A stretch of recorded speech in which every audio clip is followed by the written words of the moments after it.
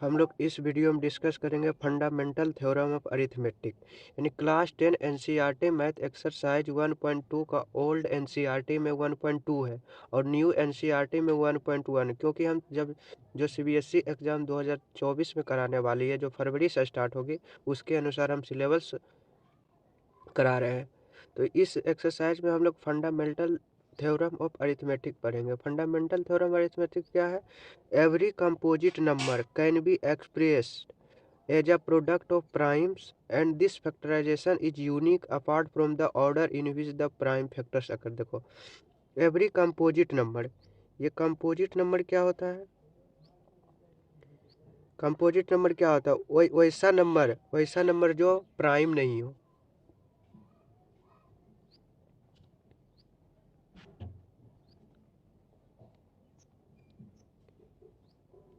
Composite number कौन सा होता है? वो नंबर जो एक या अपने आप के अलावा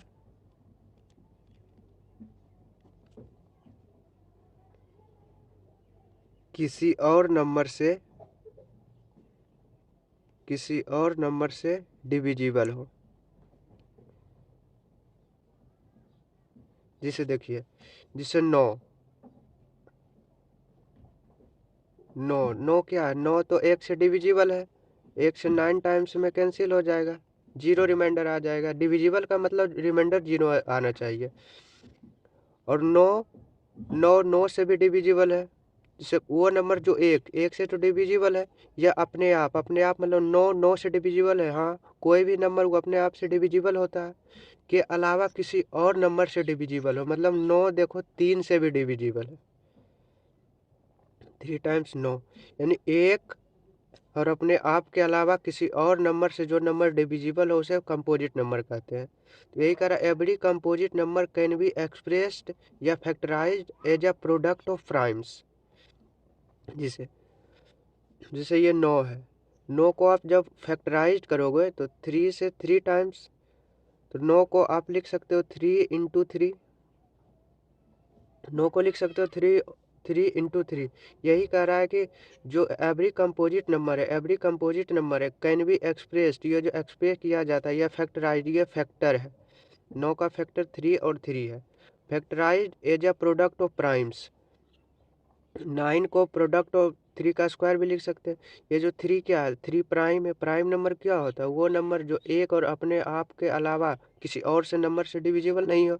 तो 3 एक से डिविजिबल है और खुद से यानी 3 से डिविजिबल है, इसके अलावा कोई और नंबर से डिविजिबल नहीं है, इसलिए 3 क्या है? प्राइम नंबर है। तो प्रत्येक कंपोजिट नंबर को, एवरी कंपोजिट नंबर को हम लोग उसके प्राइम नंबर यानी प्राइम फैक्टराइज के रूप में लिख सकते हैं। And this factorisation is unique, ये फैक्टराइजेशन यूनिक होगा apart from the order in which the prime factors अकर।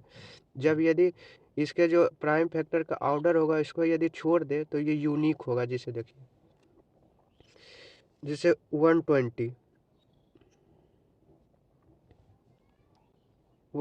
का यदि प्राइम फैक्टराइजेशन करोगे तो क्या होगा? 2 से 60 टाइम्स, 2 से 30, 2 से 15, 3 से 5, 5 से 1। तो 120 का प्राइम फैक्टराइजेशन मतलब जिसमें प्राइम नंबर हो, जिसके फैक्टराइजेशन में प्राइम नंबर है। तो 2 प्राइम नंबर है तो 2 × 2 × 2, और 3 भी प्राइम नंबर है, 3 × 5। तो क्या करा, एवरी कंपोजिट नंबर, ये जो प्रत्येक कंपोजिट नंबर है। देखो एक बार फिर से फंडामेंटल थ्योरम अरिथमेटिक के समझते हैं। एवरी कंपोजिट नंबर, ये कंपोजिट नंबर 120 क्यों? क्योंकि एक और अपने आप के अलावा 2 से भी ये डिविजिबल है, 3 से भी ये डिविजिबल है, 5 से भी डिविजिबल है। इसका मतलब ये कंपोजिट नंबर है। कंपोजिट नंबर क्या होता है? वो नंबर जो एक या अपने आप के अलावा किसी और नंबर से डिविजिबल हो। तो ये 120 एक और अपने आप के अलावा किसी और भी नंबर से डिविजिबल, जैसे 2, 3, 5। Every composite number can be expressed या फैक्टराइज्ड, ये फैक्टर कर दिए इसके। 120 का फैक्टर क्या है? 2, 3, 5। कैन बी एक्सप्रेस्ड या factorised as a product of primes, ये प्राइम 2 3 5 क्या है, प्राइम है, तो इसके प्रोडक्ट ऑफ प्राइम के रूप में हम लोग लिख लिए।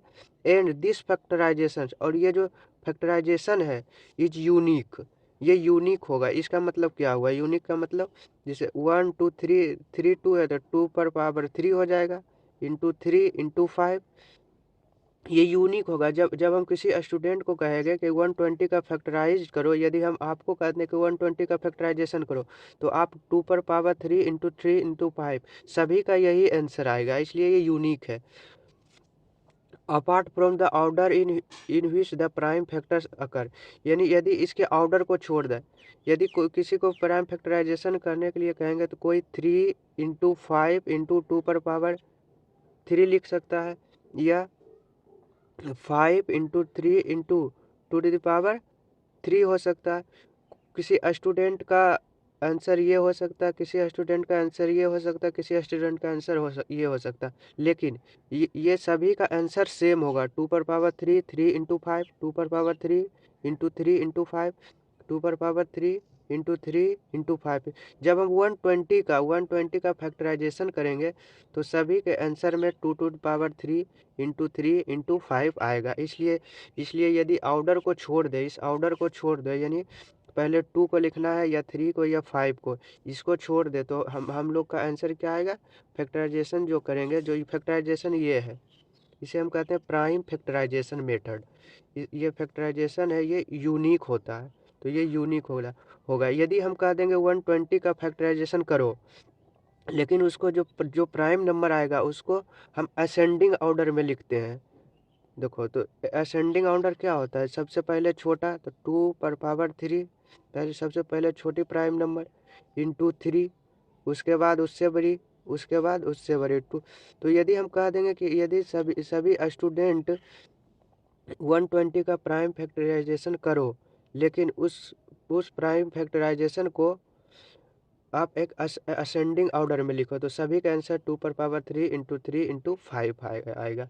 यही कह रहा है फंडामेंटल थ्योरम ऑफ अरिथमेटिक, कि every composite number can be expressed as a product of primes, can be expressed as a product of prime, and this factorisation is unique.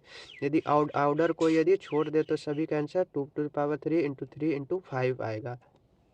जिसे देखो 140 का यदि आप प्राइम फैक्टराइजेशन करोगे तो क्या होगा, 2 से 70,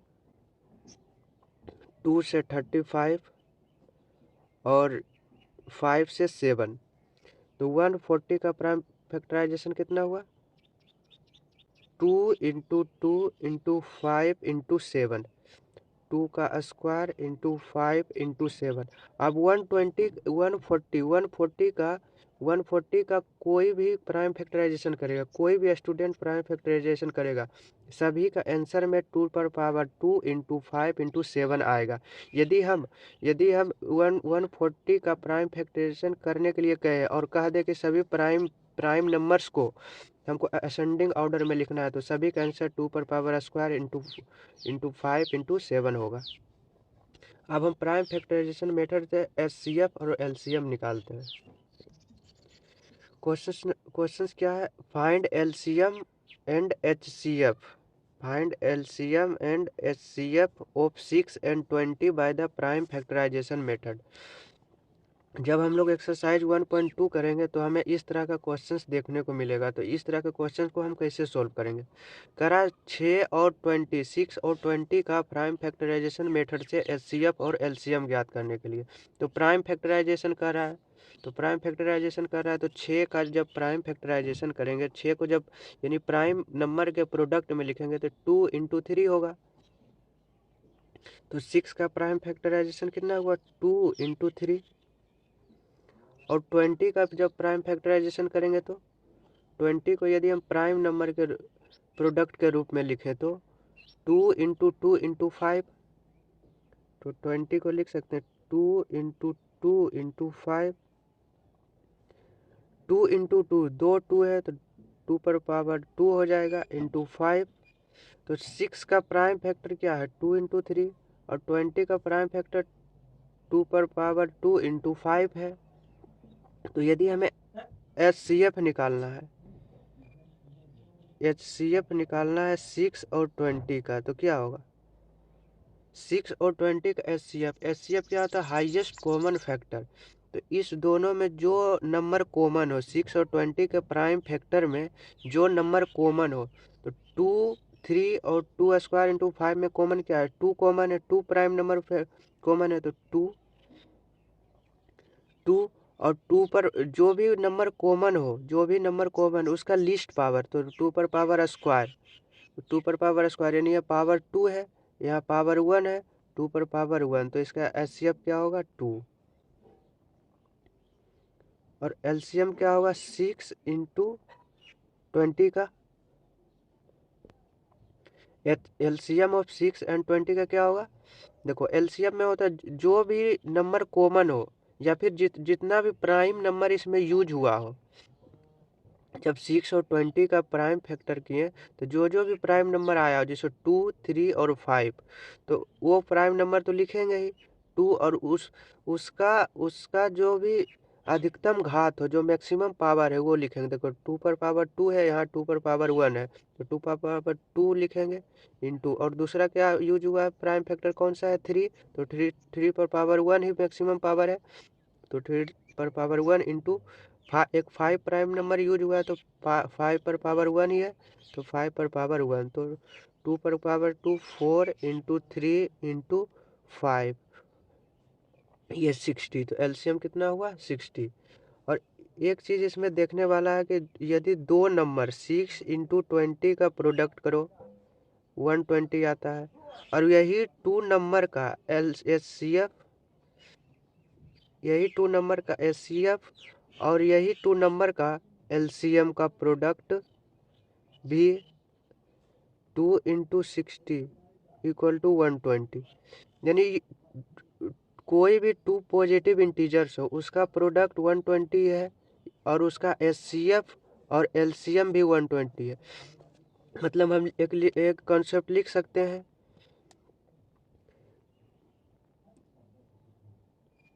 for any 2 positive integer, 2 positive integers, let's say A and B मान लेते हैं, A एंड B, तो हम लोग लिख सकते हैं ये 2 पॉजिटिव इंटीजर्स का product A into B equal to इस 2 पॉजिटिव इंटीजर है उसका HCF और ये 2 पॉजिटिव इंटीजर्स का LCM के इक्वल होता है। ये सिर्फ 2 नंबर के लिए, ये सिर्फ 2 नंबर के लिए एप्लीकेबल है, 2 नंबर के लिए एप्लीकेबल है कि उस 2 नंबर का प्रोडक्ट और उस 2 नंबर का HCF और LCM दोनों इक्वल होता है। यदि कोई कहे A into B into C यानी 3 नंबर का प्रोडक्ट और 3 नंबर का HCF और 3 नंबर के LCM के इक्वल होगा, तो ये नहीं होगा, तो ये 3 नंबर के लिए एप्लीकेबल नहीं है, सिर्फ ये फार्मूला 2 नंबर के लिए एप्लीकेबल है। A इंटू B यानी 2 नंबर का प्रोडक्ट इक्वल टू ये 2 नंबर का LCM इंटू 2 नंबर का HCF के इक्वल होता है।